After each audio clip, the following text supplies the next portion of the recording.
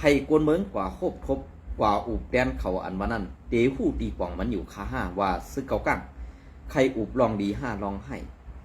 กำในอันดีเขามาอุบนั่นซ้ำอ่ำใครอุบกวนเมืองซ้ำใครอุบอันเป็นกวนหลงมุกซุ้มหรืออ่ำนันเจ้าเสวิงในมุกซุ้มแอดผีนั่นเนี่ยกูสังขะบ่เป็นก็ไซเต้เนี่ยอ่ำโลโกคานในวันมื้อไหนมือละมันใครแตกก็แตกใครมือละมันใครหักก็หักมือเฮามือเปิ้นหักเขาก็เฮาหลัวหักเปิ้นเนี่ยอันไหนใครปองถึงว่าในซุ้มมุกซุ้มปฏิไม่สูงสุดแล้วค่ะเฮ็ดอ่ำไรคาห้าเนี่ยอำจะว่าเขาคักจ้าอำจะว่าเขาคักกัดแขนเขานะก้วยกาว่าอันตีอยู่ในปอดตอนนั้นซ้ำมีกวนหูซักแหลมมืดกือไตก่อกันไว้แล่เป็นซึ่งคือลาในไตก่อมืดกือนั้นซ้ำอำจะพะกากวนเมืองซ้ำเป็นกวนในหมวกตุ่มแอดผีโคเขียวคาแลในวันเมื่อในปังมดคาอยู่ในปอดตอนไหนไตก่อเนี่ยเฮ็ดซึ่งคือในกวนหลวงเขาก็อำพัดสู่ป้อเปิ้นเข้ามาก็ก้นหลวงเฮาในป้อหลีป้อหลูไล่สั่งลูกน้องเฮียนซื้อโคเสตาตีซ่องกำเดียวนั่นนี่ซ่องปองใส่ค่าหือได้ก่อนี่อันสุราดข่าวอันสุราดเงานั่นก็มังอันในดีเจ็บเตอแก่ก้อยกะอันก้นอ่อนจันปะไตนั่นป้อก้นหลงจันปะนือสั่งลงมาให้เก็บก็ตื่นตีได้เก็บเก็บก็ตีได้ตายกันนั่นไปอันสุราดได้ไงอันเฮาอยู่ในซึกในเหตุเฮ็ดได้อยากติได้ก่ออันได้ปองว่าซึ่งถึงนั่นพอเป็นลูกน้องตะเปปันตั้งหันถึงในก่อเข้าหูปองเสเสตีเลยยื้อตายแปดไว้ขนาด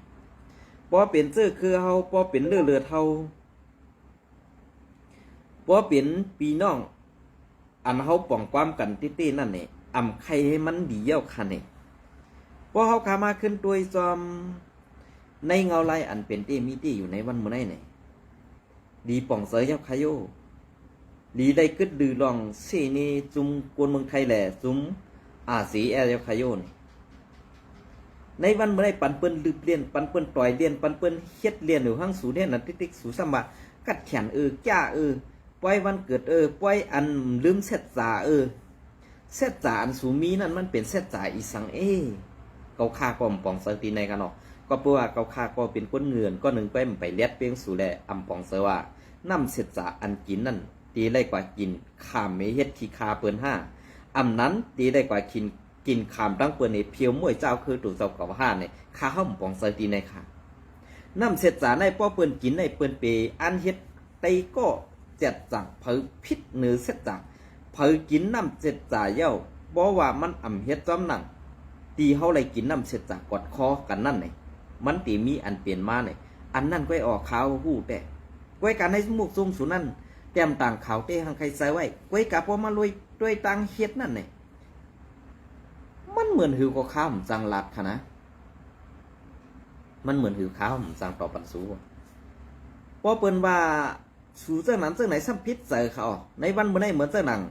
ในสีเวงดาเซลในสีเวงจอบเมในสีเวงสีป้อในปึงอิงอากู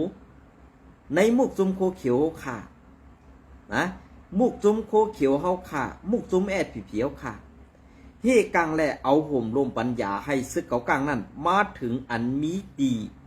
อันมีหมอเงินหมอซื้นกูลองนั่นค่ะนะอย่าไปให้เขามาอะไรค่ะเฮกังปันตะก้นเมืองอันนี้มันจะเฮกังปันตะก้นเมืองค่ะหมอซื้นหมออันตีมันมีกาขันในเมืองใต้ว่าขนาดนั้นมันเป็นปูนพรปูนตาเลี้ยงตับซึกก่ออะไรจะว่าเลี้ยงลูกมีตับซึกจะว่าเลี้ยงก้นหลงตับซึกไว้อันในพอมีพรดีพรซ่าในเมืองไต้เฮาขานั่นในสู่โลไลเก็บขวัญโลไลเอาเก็บขวัญหมูหมากาไก่เป็ดเจ้าไหนโลไลเก็บเอาค่ะนะพอสู่หูไปมักมีกำในอันสู่เฮ็ดนั้นซะมาเฮ็ดการตาเสื้อสัตว์ซบลาดเฮ็ดการตาเสื้อสัตว์ก้วยกาปอลงลายมือปอตัวลายลงมือเฮ็ดได้ซ้ำเอาดองหมึกไม้นั่นเต็กเตียงเป้กินกวนเมืองเต็กเตียงเป้กินกวนเมืองดูหลายกวนเมืองเพราะเหมือนเจ้าหน้าเข้าคาเสื้อในสมาสูเดมอันมาเอาห้าสูเป็นคนไปวันไปเมืองถามบ้าต้องสูไรใส่ขวัญสร้างขวัญต้องสูไรเลี้ยงเข้าเฮาเนี่ยอย่าไปลาดขาก้นผัดวันยันเมืองเลี้ยงเข้านำเหตุก้นอยู่ในเมืองนั่นก่อนนะ หนึ่งเขาคาเตลาดนี้อันเขาคาไรเลี้ยงเขานั่นซึ่งหือหนึ่งกวนอันอยู่ในเมืองนั่นกึดปอเมกวยมันเจอค่ะเนี่ยโลกเขามาเก็บขอนย้อนเงินย้อนเข่าอ่ำมีเดือนนั่นวันไหนที่ไรใส่ส่งมาปันแลอันไหนเปลี่ยนที่เขาเฮ็ดการหาเลี้ยงต่อ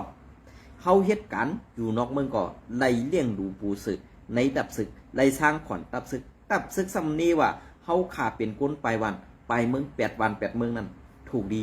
ไล่ดาดออกซบยาวคันเนี่ยต่างบ้วนต่างเซนจานั่นเจนจาไล่หมอกในก้อยคันเนี่ยบอตีลาดซื่อๆนะอันกวนอันอยู่นอกเมืองแหลกกวนอันอยู่ในเมืองนั่นอ่ำไล่ย้อนกินข้าวกวนแหวกกล่องเสียจุ้มอ่ำไล่ย้อนอ่ำไล่เอาแผ่นดินแหละหลังคาเฮือนนั่นในดับศึกมาเฮ็ดปันเหอยู่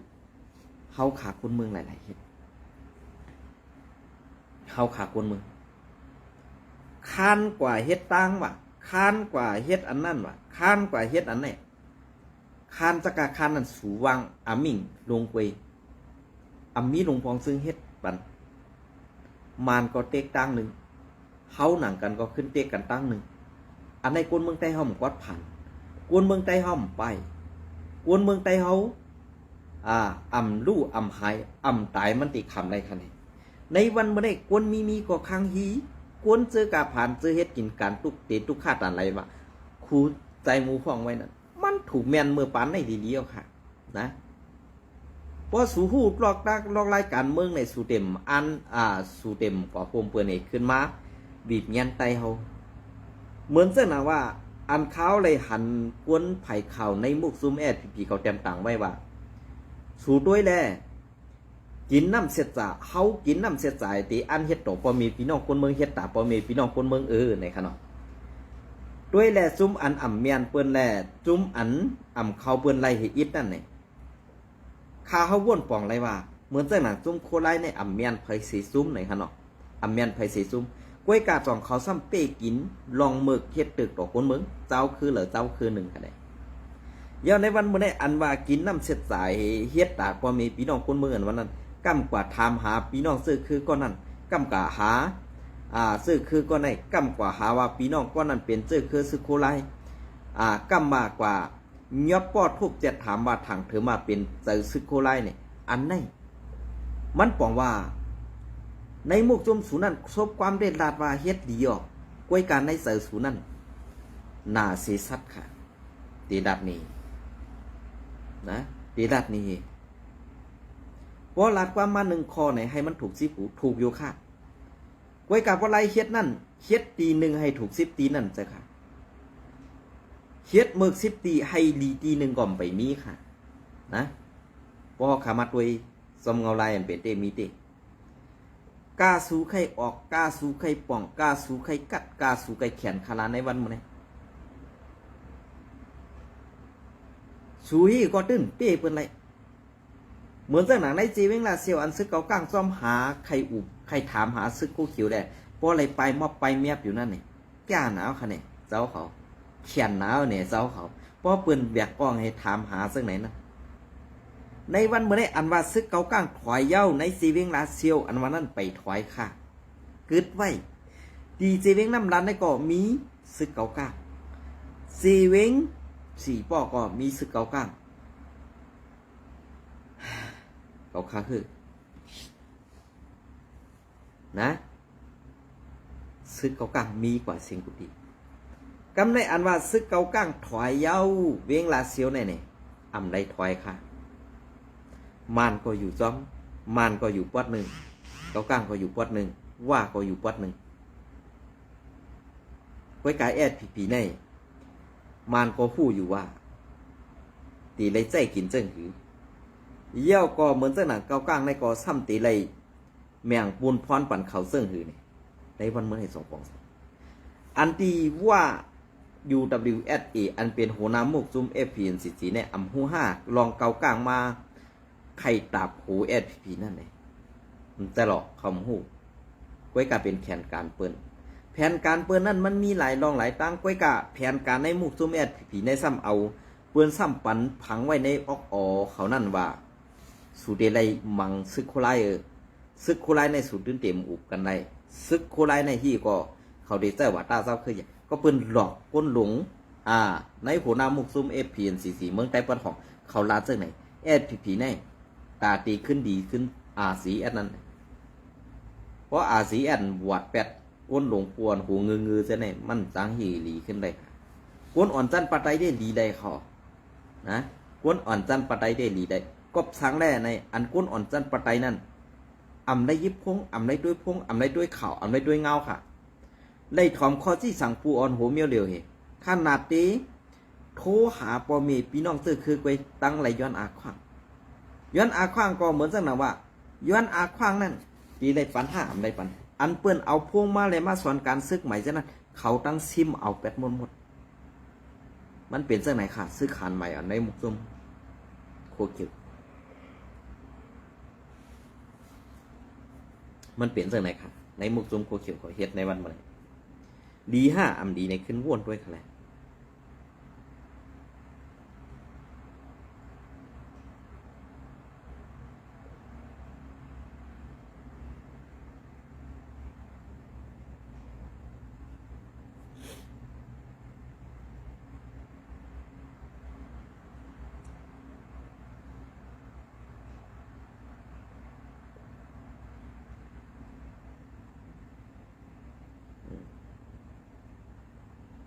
เปลี่ยนเส้นค่ะ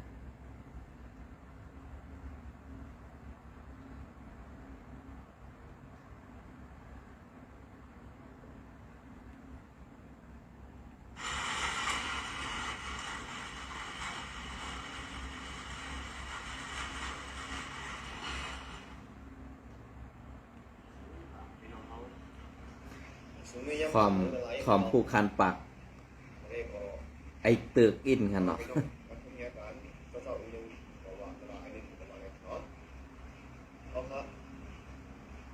อยู่กับลงของเราหรือสิ่งเดียวกับไลฟ์ของลงคนเมืองไทยเขาแบบในเมืองก่อนที่อยู่ในนั้นมีอะไรยิ้มกันสิ่งที่มันเย้าในตลอดกับลองซึ่งจุ่มเต่ากลางในด้านตับสินได้และเสียค่าแต่ว่าเรามีปัญหานั้นในลองมีปัญหาแก้กันเต่ากลางในด้านซึ่งไตเขาได้ก่ออันที่ลองมีเล่นนับใจสังกัดหรือเนาะโอ้ดีที่เรานักใจกันหรือกันนะตัวตั้งให้หรือแล้วก็ถ้าไปบุกกันพวกนี้กันอยู่อย่างว่าปัญหาในเด็กเกณฑ์นิดใดกว่าโดยส่วนของอันเดียเนาะเพื่อก็ว่าอันที่มันเนห่างๆนั่งเสือลงตนเป็นขับใจของเขานั่นเลยอันเป็นพี่น้องไตเขาเสื่ออันเป้าเซ่เป้าเนเฮ็ดหลีก็เซ่เฮ็ดหลีก็เซ่นั่นเลยเขานั่นแต่มันมีอย่างมันเรื่องขนอก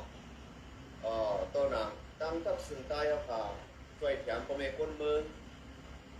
ในเฮ็ดสินตาสายตาเฮ็ดโหช่วยแถมเขาต้องตั้งกินที่พ่อแม่คนเมืองเขาดังเซ่เนาะอันใดได้เนี่ยซื้อที่เขากั้นเขามาขึ้นมาจิมพิมนาทีตั้งซึ่งใต้เขาค่ะนั่นเนี่ยซื้อสัมผัสหรือ3ตัวดาบคนซึ่งเขานั่นเนี่ยเขายังตีเซ่คนละขนอกเสียทั้งวันนึงกันนะแล้วพอมากองสูงว่าเฮ็ดสังแล้วพอมาในสุดแก่นาในสุดชัวผมมาปิ้งกันเนาะพอพร้อมเสียในเนี่ยในวันนั้นเตะผมจะเปิดไว้กันนะเป็นไต้เขาค่ะซื้อเป็นแห่งการหยาดเมืองนึงกันงอซื้อออกไลฟ์สดเลยเราทั้งวันเหมือนไอ้ขนมกินงอปัดตัวละตัดด้วยเสียในตัวเนาะการแบบว่านั่นคุณเป็นโยนั่นมันจะมีดีการซื้อการเมืองนะการซื้อการเมืองมันมี2นิ้วให้ฉันบอกเสยไว้เป้การซื้อเดียวเสยเอาเป้การซื้อเป้การเมืองสักเป้เอาเนี่ยมันมีแค่ย่อยเฮ็ดสันเลยเสียงกองแตกแกกังจุ้มต่อข้างในดังตับสุดใต้ลาเลยเสียงมันมีดีกว่าดีมามันมีหนองมีตังมันจะไปมีเสียงกองแก่ของกันนั่นขาดลองปัญหาหน่อยเกิดในเขามันเกิดขึ้นเดียวไว้ก็ตั้งตับสินได้พาในก็ในเกิดบังขึ้นสู้ขึ้นในถึงในยิ้มขึ้นเรื่องสังเพราะว่าบอกตัวสังในมันก็มีหลายลองหลายตั้งเดี่ยมติดยิ้มขึ้นนั่นเนาะคำได้เนี่ยซื้อเข้าขับก็ด้วยแทงวัน2 วันติดมาตั้งนานได้เลยอย่างว่า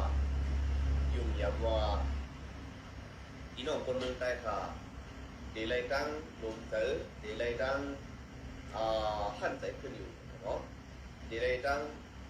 ป่องใจเสียเข้าใจเนื้อลองปัญหาในขึ้นอยู่เนี่ยเนาะก็โดยการเขาดังหลายๆวันในข้างนอกกูลองอยู่เป็นขึ้นกลางนึงแต่นะปัญหาในมันมีไว้ไฮเกเดี๋ยวนี้ไว้ไฮเวย์ไปต่อไปขึ้นเนาะดังกับสุดท้ายเขาค่ะสุดก็พอหันกันเนาะปัญหาอามาเกิดมาตั้งปัญหาจุดเข้าลงมาในใต้เลยสังปัญหาซับเข้าในใต้เลยสังปัญหาต้องหลายเสียมาตั้งตับสุดท้ายก็เสียกันอันต้นแค่ควรเลี้ยงเสียไปเป็นวันเป็นเมืองเสียก่อนต้นก็หล่อเมย์เราตั้งเสียไปเป็นวันเป็นเมืองเสียก่อนเกย์ไรเมื่อเร็วก็เกย์พวกไปเกย์เมื่อเร็วก็ยังตึกอยู่ที่ขึ้นที่เสียข้าใจเกย์ไขกว่าปัญหากูลองรอผิว พี่น้องขอถอมมาขนาดปฏิไม่สุขสึกได้เขาขาอำต้อนเอาลูกเอาเมปลายเสียบอกในขั้นเนาะก้อยกาแคบตีนไรข้างเดียวก็ตึกเสยไปตั้งได้ไล่ว่าอำปลายค่ะอำได้ปลายออกว่านออกเมืองก้อยกับปลายออกพื้นที่นั่นอำปลายออกพื้นที่ไรค่ะนะก็นั้นแหละอันที่ไอ้ลอยคอออกมาแก่ข่าวปั่นในมุกซุ้มกุ๊กเขียวเนี่ยเขาก็ดีใจอ่ะ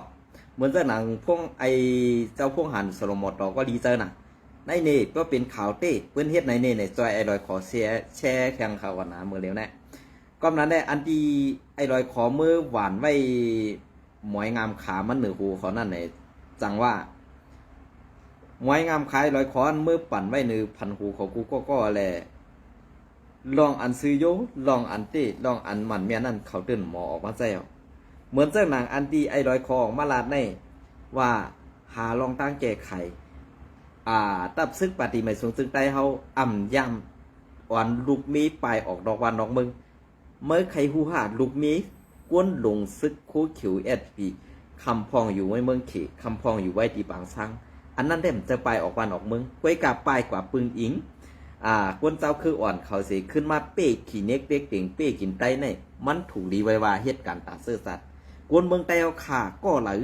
ที่อันถึงอยู่ไว้ที่ในนาตีSPคุ้มกำนั่นอำป้องอำค้างในมีปอดไหลขาดเหมือนสักหนังในเจเวงจอกเมสีป้อในอันซึกลอยเข้าถึงนั่นไหนกวนเมืองไตป้อไหลอยู่กัดเย็นเอาขาเมื่อเดียวเปื้อนอำเป้กินกล้วยกาว่าอันอำเป้กินนั่นตั้งนาในเฮาขากองผู้กล้วยกาอันเฮาคู่แลหันมาในเด้เป็นตับซึกปฏิไม่สูงซึ่งไตเตไลซุ่มแทงในเจเวงสีป้อในก็ซุ่มแทงค่ะนะซุ่มแทงย่อก็เปิดเส้นหนังในเซเวงลาเซียวในก็ตีซุ่มปั่นกูกลางแทงย่อก็ขึ้นกว่าแทงเซเวงเมืองใหญ่ในก็SPเตรียมอยู่ไรวัดน้ำตูเสื้อในก็เตรียมอยู่แล้วค่ะนะอันในก็ให้ป้องมีพี่น้องคนเมืองแต่ขับป้องกันไว้ป้องเสือไว้พอสู่ถอมไอ้ร้อยคอได้โอ้โหนะเคลื่อนสูนั่นกว่าเพียนไว้เนื้อโลมอมันโลกกับปักเนื้อเพียนดินมันดูปักเนื้อดินเนี่ยศูนย์วันเนื้อโลมอในวันมื้อนี้ที่ลาดนี้นะ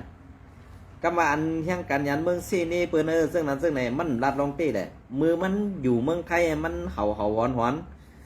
มันเหตุการณ์ให้ตาติหาเรียนกินเป็ดกินเปิ้นกันน่ะเมื่ออยู่เมืองเฮาก็ขึงการมันแก้มอังมือเฮ็ดเป็นวัดไตดังสีเวงจอกเมวนั่นคุมกันดังเผอนั่นคุมกันดังเผอเยี่ยวก็ซ้ายหังก็ตีใจคิดอู้ในขนมเยี่ยวก็แต่มีเผอแทงก้อนหนึ่งจื้อในขาวเต็มรัดไอ้ก้อนในได้ไอนาวีในได้ป่องเซอร์มาเมื่อเดียวเนี่ยด้วยตั้งกาใครกว่าหยาบติ๊กอะไรเลยป่องเซอร์คือกลมหูนะก้วยกว่าอันที่ป่องเซอร์นั่นเนี่ยป่องเซอร์ตี้หือเฮียแกงป่องเซอร์ในอันนี้เขาคำตอบเลยเพราะว่ากวนเขาเนี่ยอันเป็นว่ามาปิดในมันดึงตีนอันว่านั้นเพราะมันย้ำเฮ็ดก็มันตื่นเฮ็ดกว่าที่ค่ะนะมันเปลี่ยนเสื้อไหนกำในอันมันว่าย่างการยันเมืองซีเปิ้นลาเปิ้นเสื้อนั้นเสื้อไหนเนี่ยก้วยกาอันเปิ้นลัดกว่าเสื้อนั้นมันมีหลงมุนเมรูซ้ำติว่าเปิ้นเส้นนี้อยู่ติ๊กๆล่ะอันเปิ้นเส้นนี้กว่านั้นเฮามุนเมียวลองในดีเย้าเสื้อนั้นใจเย้าเมียนเย้าเนี่ยก้นออกขาวนั่นเกาขลัดอ่ะสิว่าตื่นมีเผยใครออกมาลัดตื่นใครมีเผยออกมาสิซื้อคือตู่เจ้าเก่าปาน10 ปานเพราะทันว่าไอ้ลอยขอในมันอยู่ในกีกังสีอะไรSPให้มันโฮมกันในมันออกมือในเตรียมมือปีแล้วฮะเตรียมมือปีเลยเย้าต่อถึงมาวันมือในนั่น SPP และ RCS ต้องโฮมือกันไหนอำไรค่ะก็เปิ้นอันในมือมันอยู่เมืองไทยมันก็เป่าหู RCS เฮ็ด CSPP ในกาวากาเป็นข้อความอันมันลัดเท่านั้น SPP ในเป็นก้นลืมง่ายเพราะเปิ้นเปลี่ยนใจเขาให้ขึ้นเส้ทางไผอันเขาสร้างนั่นเขาลืมหมดแล้วลองอันป่นมาซะนั่นคำหมอเส้นใจอ่ะอันไหนค่ะนะทีละนี้ตีเต้มันไอ้ลอยขอในว่านเกิดเมืองนอนมันเต้ในมุกซุมSPPดำไปย้ำฮู้จักกันเขานะจำไปหันก่อนเนาะก็นั้นแหละสูเลี้ยงกวนไว้นั่นเลี้ยงกวนพิษเขาเลี้ยงกวนพิษค่ะก็เบอร์สังเลี้ยงกวนพิษล่ะนี่เพราะว่าเลี้ยงกวนพิษในนี่เหมือนจังไหนไอ้ลอยขอได้ต่ำมีเจอมีคือสูสำเลี้ยงเขาไอ้ปันมันสิไตอยู่ติ๊กๆว่าหังไตอยู่ติ๊กๆนี่อันไหนกวนอันเป็นพระกากวนเมืองแหละอำใดอยู่ในดับซึกภายไหลภายหนึ่งนั่นนี่สูสำว่าเป็นผู้เขียนเป็นใจก้อนนั้นสักในอาแกงตั้งยามสู่ก็มันเปลี่ยนไรนั่นไรว่ากวนอันออกมาลาดนั่นก็กวนอันฮัดลาดนั่นมีกำเก๋ไอ้ค่ะกวนอันส่งเขาได้มีกำนำเขาไว้กากวนอันฮัดลาดแหละอันฮัดเปียนาเปียตายลาดนั่นมันเอค่ะไว้กาอันเอนั่นก็สังแลมันเอล่ะก็เปลือกปีน้องซื้อคือเปิ้นปีน้องซื้อคือเปิ้นกวนอันเปิ้นเฮ็ดพิษตี้นั่นไหนเปิ้นเอาตูเราพิษเปิ้นเอาตูนั่นไปเปิ้นเอาซื้อคือกล้วยกะอาแก้งตั้งเกียกนั่นซ้ำใครเอาซื้อคือเปิ้นมาเป็นตูต่อรองตูประกันนั่นขนาดเฮาว่าลองตั้งซื้อให้เปิ้นห้องว่ากวนอ่ำมีออกออแลไปปีเนี่ยตาแก้ไขปัญหาอันถูกตีถูกตั้งมันนั่นนะมันจังกะแก้มันจังเฮ็ดไรหรือสิว่าก็อันพิษนั่นเขาอ่ำจังเฮ็ดทั้งมันกล้วยกาก็อันอ่ำพิษนั่นมันตีเอามาเฮ็ดตูประกันแหละตีบีบเงี้ยนดีกว่าเอาตายแปดซื้อคือพี่น้องเปิ้นนั่นกวนเฮ็ดการเมืองเหล่าเปิ้นเอาลองตั้งซื้อไหนมาใส่กวนเฮ็ดซึกจุ่มเหล่าเอาลองตั้งหมึกใหม่ซื้อไหนมาเฮ็ดต่อกวนเมืองตีไม่ดังพิษซื้อไหนลาดปันอินค่ะลุงบ่เอาขาขึ้นมาทัดด้วยซึ่งไหนเนาะต้องดีเจ็บใส่ค่ะเหมือนเจ้าหนังเฮือนหามกองหามกวนเมืองไหลปลายกวนเมืองไหลกว่าอันเขากว่านั่น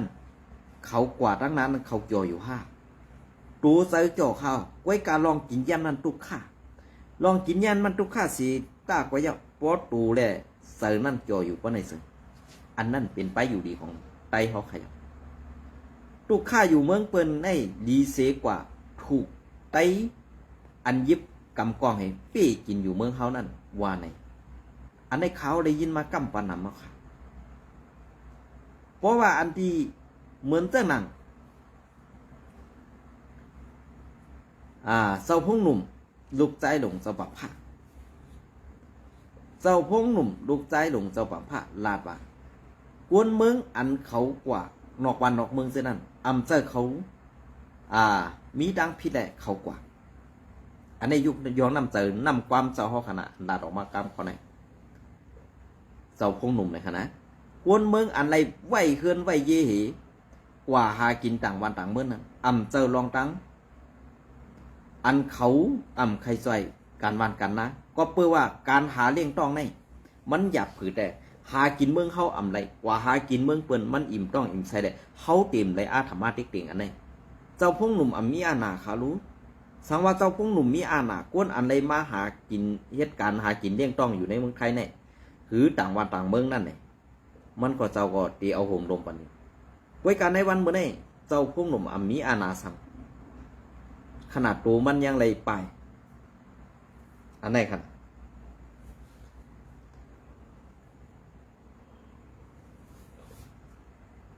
ตัวมันยังเลยไปเหมือนเจ้าหนังว่ามืออันตั้งมันเลยหันกวนอันไปออกเมืองไทยตีเลยเฮียห้ามปันกว่าเมืองไทยปันกว่าหากินนอกเมืองอันวันนั้นเฮ็ดไรก็เปิดสังอะไรเฮ็ดไรเนี่ยเขาเป็นตับซึกเขาจังเอาลองลอกไล่ไปหมักมีตาตีจอยแถมเขานั่นเฮ็ดให้เขาได้กินดีนุ่งหนึ่งไรเฮ็ดไรดูอันนั้นเขากว่าหากินเลี้ยงต้องไรเขาดูไรเฮียห้ามเขาจังเฮียห้ามเขาอันนั้นก็ความลัดข้อในเป็นข้อความอันสื่อสารกวยกะต้องเฮ็ดไรเนี่ยเฮ็ดไรในวันเมื่อได้อันตีเมืองไต้ปนของเขาขาเลยไปเพราะว่าเปิ้นมีตีสวนตีไฮตีนาก็ ซิมเอาค่ะพอซิมยาวก็พอเผยใครเฮ็ดก็ตีไรขาดเอา1 ปีใน1500,000ฮื้ออำนั้น1 ปี2500,000ฮื้อเนี่ยมีมาเยาค่ะในเจเวงลาเซียวนะในเจเวงลาเซียวเหมือนกันนะในเจเวงสีป้อในอันตีปังตึก102เจ็ดเอาหมักปล่อยใส่เฮือนคนเมืองเจนั้นเฮ็ดสังแลปาตีการเมืองปาตีดับซึกอันเมืองได้ปัดของอันนาตีกุมกำเจนั้น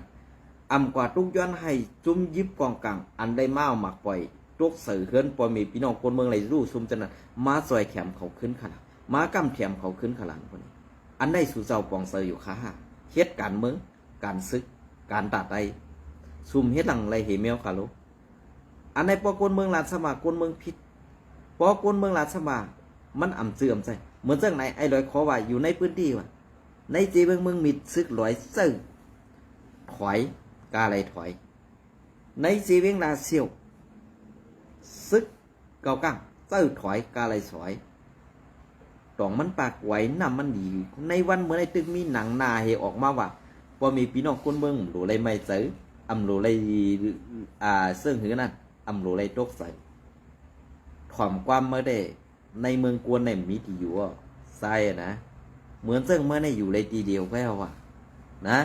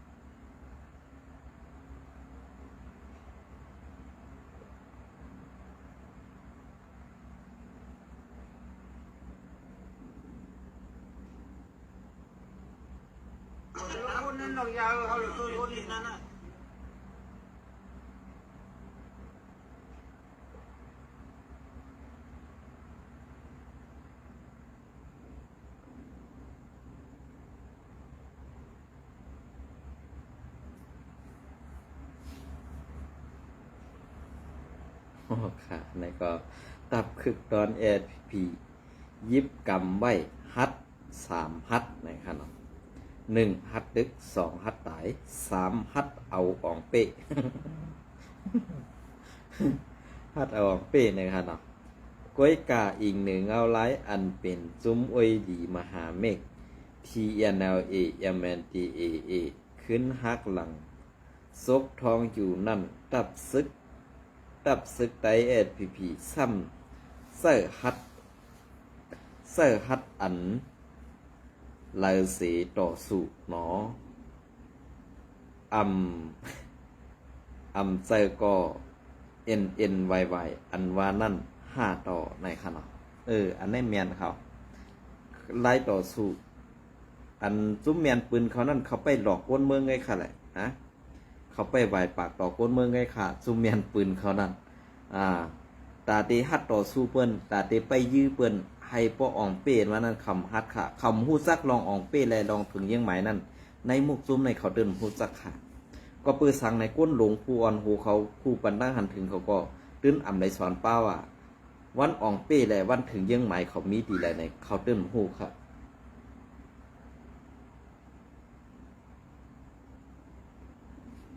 เขาเดินฮู้ค่ะนะก็เปิ้นนั่นแหละอันเขาตีฟู่นั่นไหนมันมีค่ะมันมีก็เปิ้นคำฮู้เยื่องหมายและคำมีเยื่องหมายตาตีถึงเยื่องหมายไรอันว่านั้น เฮ็ดกว่าทางหมื่นปีก็อ่ำมีไรค่ะตื้นถึงไรค่ะเยี่ยงใหม่อันนี้ก็เงาหางสิ่งไตค่ะอันนี้ก็เงาเลี้ยงหุ้นใหม่นะครับเราเตรียมตังไว้นั่นค่ะเนาะเมื่อในวันที่30นั่นซึกเอสปีญาซึกเก่าก้างแวดตึก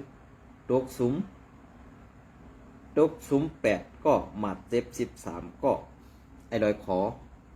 เมื่ออยู่ในพื้นที่ที่ฮันนันมา วันที่34เดือนปี2565คือเหลือนอิงเหนือเงาลายซึกเก่าก้างไข่ไหลหมอทันหินนากุนเอิงน้ำมานั่นสี่อำกาไข่กุ้มกำเอิงแสงแก้ว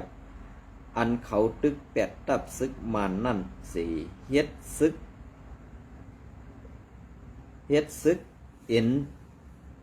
นซึกนับหูเฮ็นซึกนับหูปักเข้าวิบให้ซึกไตไข่ถอยปันในเอิงนำมาแลแสงแก้วซื้อในสี่เฮ็ดให้ซึกไตเอพีไล่ปันกล้วยอำกาเอาซึกลึบล้ำตึกยือเถียกนั่งพุงโวกวายในเย้าไล่ยินปีน้องเอพีเฮาลาดว่าย้อนอีหลูปอมีกนมึงอำไข่เฮ็ดปางตึก อำไข่เฮ็ดปางตึกแลไล่ข้ามถอยหลังออกในสีเวงสีป้อแลลาเซียวปันหลายป้องตีกว่าไหนโอ้โหเจ้าปากกองนั่นอย่าไว้ไหวต่อคนเมืองไว้ขนาดพอเปิ้นมาในผู้เขียนนั่นเฮาหลู่ได้เตี่ยวกำเดียวยาวซุ้มแมนปืนนั่นอย่าไปเอามาป้าหรือแรงหรือไล่ไว้ขนาดซุ้มแมนปืนนั่นหลู่ได้เลียดแปดหูผู้ควักเมืองผู้ควักนาตีอำเจอซุ้มอาเสียแหลกกวนแหงกันยันเมืองไทยนะอันหลู่เลยไปยืนนั่นนะตีรัดนี่เหปากกองสูนั่นเพราะอำเจอกวนเมืองเวลาก็มันออกไรคาต่อกูงมันหมากมันนั่นเพราะเป็นตับซึกผู้เขียนนั่นเวลาก็มือสั่นแหล่อำจังหน่องเนียนมันไรคาห้าอำจังเงามองมันไรคาห้าเนี่ยอันนี้ก็มันเป็นคออันที่เขาว่วนว่ากูมือสั่นได้อำพัดเน่าเหนียนมันห้าอำนั้นอันว่าหน่วยคอมโมโดอันป้านี่ปุ่งพังหางมันนั่นป้านี่ปุ่งพังหางให้กวนเมืองกูแหละให้ย้อนกินข้าวหลอกเงินกวนเมืองเก็บเอาเข้าเงินกวนเมืองไหลกล้วยห้านี่อันนี้เป็นตีกวนเมืองเฮาขาว่วนว่าตีเป็นน้ำเต้ๆอยู่นะครับอันนี้ค่ะนะก็เปิดนั้นแหละพอให้มันจังแรงๆในจุ้มเลยเหยียบมาในนาทีเท่านั้นอำว่านาทีเด้อำโลเลยว่นถึงปอเมพี่น้องคนเมืองปอเมพี่น้องคนเมืองนั่นในเมืองแต่ปะของให้เขาได้ตัดเสือนะใน1% นั่นหรือเอา 40% ก็ค่ะ 60% นั่นออกนอกพื้นที่หมดแล้วค่ะนะ 60% นั่นออกนอกพื้นที่ไปหมดแล้วค่ะกำในอันที่ว่าดูปอเมพี่น้องคนเมืองเนี่ยเปลี่ยนความกวนเขียนเลยเอาก้นเมืองมาออกหน้าเฮตาตีว่าหน้าตัวเจ้าเก่าเต็มเลยใหญ่เฮหน้าตัวเจ้าเก่าเต็มเลยอายเปิ้นอันไหนก้อยเอาข้ออ้างอันไหนมาเจอตาสีค่ะอย่าเปียกมาแซ่มันเลยผลเนาะค่ะนะสำนักเอาไลตอนกลางในวันที่29 เดือนปี2025วันมือวานนั่นเต้ปอดในทุ่งแสงแก้วปีน้องเฮายาเปิ้นเก่าก้างส่วนใส่หนังเสื้อขึ้นกาปอแตดเอาตังกาค่ายกว่าตังปังแมง2 เกว่าไหนเพื่อถึงมาข้าวยาม3 โมงไปไว้วันมือวาในเปิ่นล้ำตึกดึบห่อปีน้องไตพีดีจ้องใหม่ปังหุ้งทุ่งเมืองทุ่งเอิงแสงแก้วภายซึกไตพีเฮาไล่ตายกว่า8 ก็มาเจ็บ13 ก็ย้อนซึกเปิ้นซุ่มซึกเก่ากั้งแมนตีแวดล้อมตึกยือแลผู้ตักกาไลย้อมถอยปันหนังก็ซ้ายว่าไหน ผู้เตรียมต่างเขาอะไรผู้สูงเขาแล้วก็แคบแบบติดๆค่ะถอยอย่างกอดทราย กอดทรายเลยเปิ้นถอยปันดูเลยถอยปันง่ายๆเนอะตายทั้ง8ก้อค่ะเนาะตาย8ก้อบาดเจ็บ13ก้อในเป็นลูกเม็ดได้หลายๆนั่นค่ะนะอันนี้ก็ปองว่าก็ใจเจ็บสั่งไล่ถอยปันดีๆงามๆไล่ต่อไปเทียงสั่งไหนอันนี้ก็เป็นก็ใจเจ็บค่ะ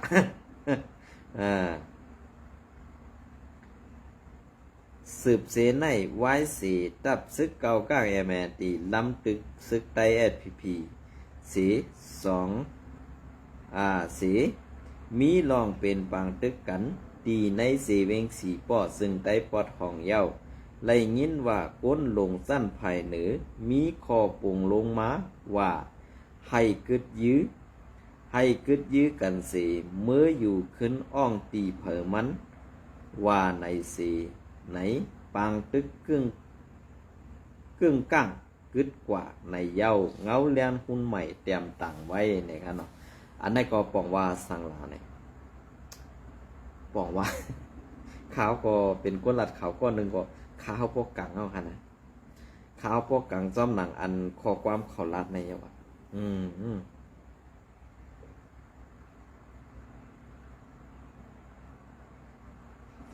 พอเขามาตัวซ้ำเงา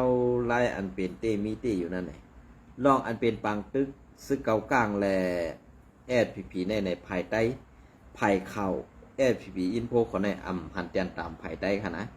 กวยกาซ้ำกว่าเน็ตกว่าเลียนกว่าตังภายมานอันตั้งในคาเขาวนว่าแอดพีในเป็นมาน5เป็นว่า5ในเตจะได้ค่ะนะเป็น2ซุ้มใน2ซุ้มในเป็นไผ่ลูกตีไหลมันถึงตีไหลคู่กันนั่นขนาด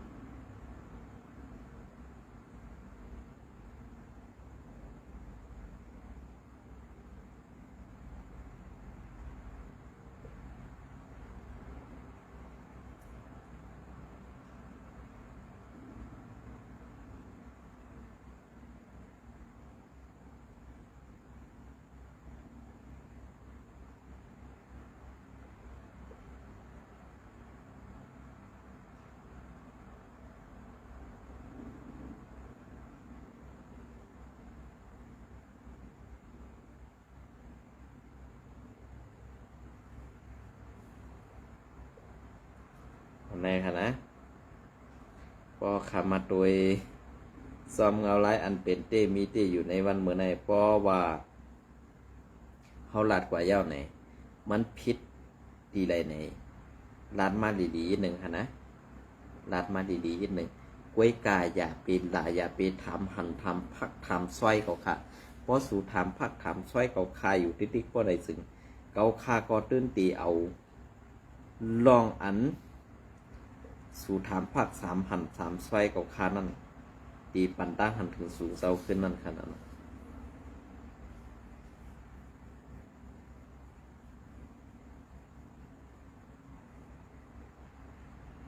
อันนี้ก็ตับศึกเขาในยิบกำไว้ลักน้ำลำลองป้าเปป้า4ตัวเนี่ยครับว่าเนาะป้า4ตัวในก็ใส่สายหันคือเนี่ยเนาะสายหันคือเราปืนแผ่ไว้ป้า4ตัวนั่นเป็นสังเนี่ย1ปลดปล่อยอ้องตีอันยำอยู่อยู่เศร้ามา2ปื้น8เฮินเยคูของเติกไข่ลอกนา3ปันเปิ้นเข้ามาปุดเฮ็ดมาหากิน4ปกป้องย่อมอยู่ป่าใต้ข้ามเป็นคาดิบเปิ้นยิบสายคูหลัง